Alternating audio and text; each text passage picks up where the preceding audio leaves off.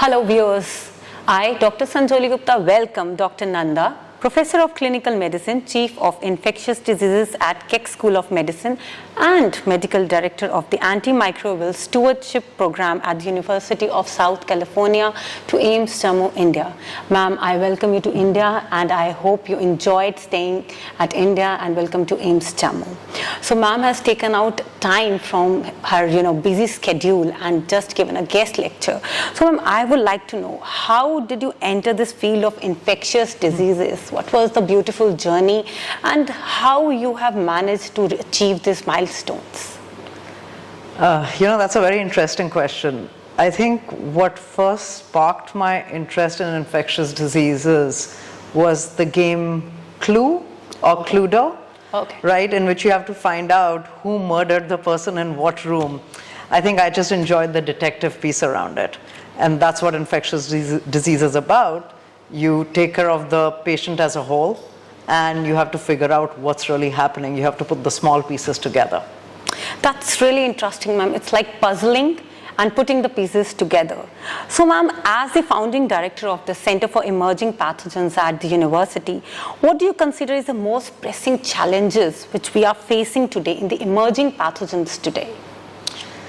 So I think the challenge is huge, and it really came to the forefront with the COVID pandemic, right? Now we know that there is going to be another pandemic. It's just a matter of time when it's going to happen. So I think really that is something that cannot be something that we can be relaxed about. We have to be diligent about creating systems and processes. So the next time around this happens, which it will happen just because of globalization, just because of so much of intermixing between species, right? Humans, animals.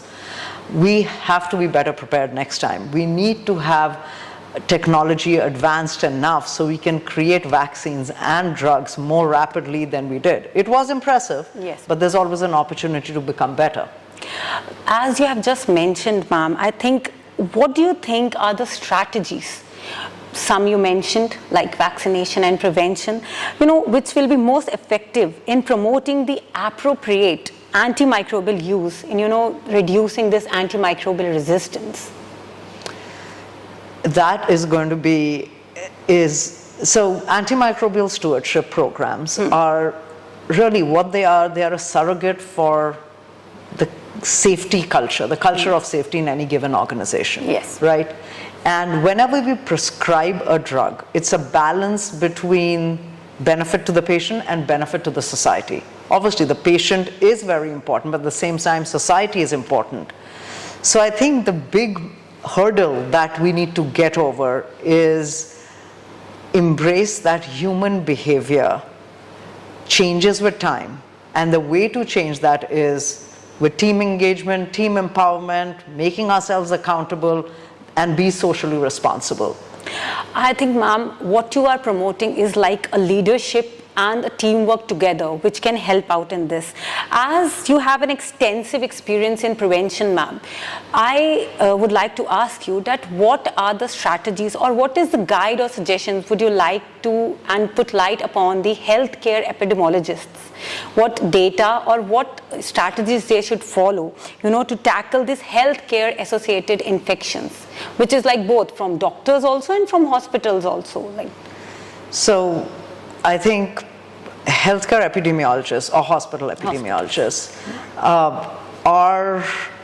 our job really is to connect the dots. And I think I've thought about this during the COVID pandemic. And it really came to light there, where you connect the dots between the emerging science, policy, and what's happening at the patient bedside. That is really what the job of a hospital or a healthcare epidemiologist is. And if you want to prevent harm, you cannot do it alone. You need to have team players, team members who are your peers, and you need to gain their confidence. So you need to have the credibility. So one advice that I'd give to anyone who's aspiring to be this is make sure you know how to lead teams. And the best way to lead teams is to empower everybody in your team. That is very important. You'll learn the technical knowledge with time, but it's that emotional intelligence that it takes longer to work on. So ma'am, I would like to ask you that is training important or only the experience which will they gain after, like in your lecture I heard that various drugs are there which are coming up, starting from MRSA and now COVID and the various diseases which we come across, and people are saying, okay, this drug is not working, we have to go for the antibiogram patterns or something else. So do you think training along with experience is an important aspect? Yes, training and experience are equally important. You can train as much as you want, but if you don't actually deal with human beings after that, your training has not really come to fruition, so to speak. And experience is important because you're going to build on your training. Training is the building blocks for being an experienced clinician and a healthcare epidemiologist or any kind of physician for that matter. Yes, both are indispensable. So ma'am, this is your brief visit to AIIMS Jammu. So I just want to know, after visiting our facility, what were your impressions about the institution and the capabilities in the field of infectious diseases?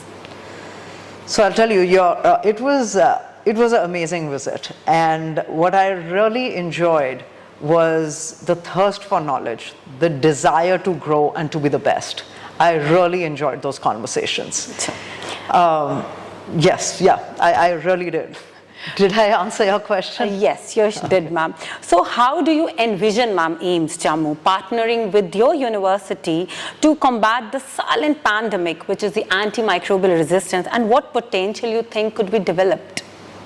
I think there are multiple opportunities, and what we just talked about is that we're going to have some informal sessions, and we're going to talk about what the priorities of this institution are and what are our priorities, and there has to be a place where we all align. I think we could probably start with program creation, and then that would serve as the building blocks for research programs. It could start as small projects which will ultimately result in large-scale projects, and that will ultimately have an impact on the silent pandemic, so to speak, of the antimicrobial resistance.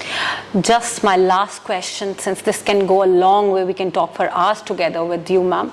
Just a last question, that what you as a clinician, as a healthcare worker would like to suggest to our healthcare workers at AIIMS Jammu and the people listening to you, the prevention or little tidbits which can help in the prevention of this AMR currently going on?